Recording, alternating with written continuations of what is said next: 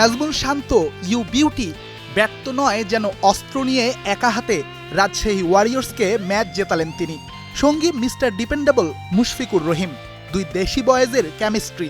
BPL এর প্রথম ম্যাচেই দুর্দান্ত কামব্যাকের গল্প লিখেছে রাজশাহী। বিপিএল এর উদ্বোধনী ম্যাচে এদিন টস জিতে বোলিংয়ের সিদ্ধান্ত নেয় ওয়ারিয়র্স কাপ্তান নাজমুল শান্ত। ব্যাটিংয়ে নেমেই সিলেটের ধামাকাদার সূচনা।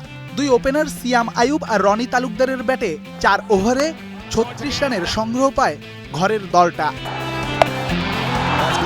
এরপরেই ম্যাচে ফেরার চেষ্টা চালায় পদ্মাপাড়ের রাজশাহী। দুই ফরেন রিক্রুট বিনুর আর লামিচানের আঘাতে 104 রানেই 3 উইকেট হারায় সিলেট টাইটান্স। তবে তখনও বাকি গল্পের শেষটা। এদিন পারভেজ ইমন যা করেছেন তাতে দর্শক হয়েই মাঠে ছিলেন রাজশাহীর ক্রিকেটাররা। একের পর এক বাউন্ডারিতে সাকিব লামিচানেদের করেছেন দিশেহারা। ইমনকে সঙ্গ দিয়েছেন আরেক দেশি আফিফ হোসেন ধ্রুব।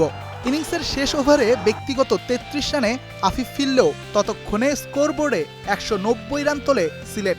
শেষ ওভারের শেষ 2 বলে সাকিব নেন 2-2টা উইকেট। বড় রানের টার্গেটে শুরুটা ভালো করেনি রাজশাহী। সিলেটের বুদ্ধিদীপ্ত বোলিংয়ে তৃতীয় ওভারেই তানজিদ তামিমের উইকেট হারায় দলটি। তবে রাজশাহীর হয়ে এদিন অস্ত্র হাতে তুলে নেন ক্যাপ্টেন নাজমুল শান্ত। দুর্দান্ত উইলোবাজিতে ম্যাচ জেতানোর স্বপ্ন দেখিয়েছেন ম্যাচের শুরু থেকেই। 36 বলে পান অর্ধশতকের দেখা। মুশফিকের সাথে শান্তর জুটিতে ধীরে ধীরে সিলেটের হাত থেকে ম্যাচ ছিনিয়ে নেয় রাজশাহী। 58 বলে শান্ত পান বিপিএল এর নতুন আসরের প্রথম সেঞ্চুরি। মুশফিক অপরাজিত থাকেন 31 বলে 51 রানে। শেষ পর্যন্ত 8 উইকেটের জয় নিয়ে মাঠ ছাড়ে Rajshahi Warriors. Redwan Shaon, star news.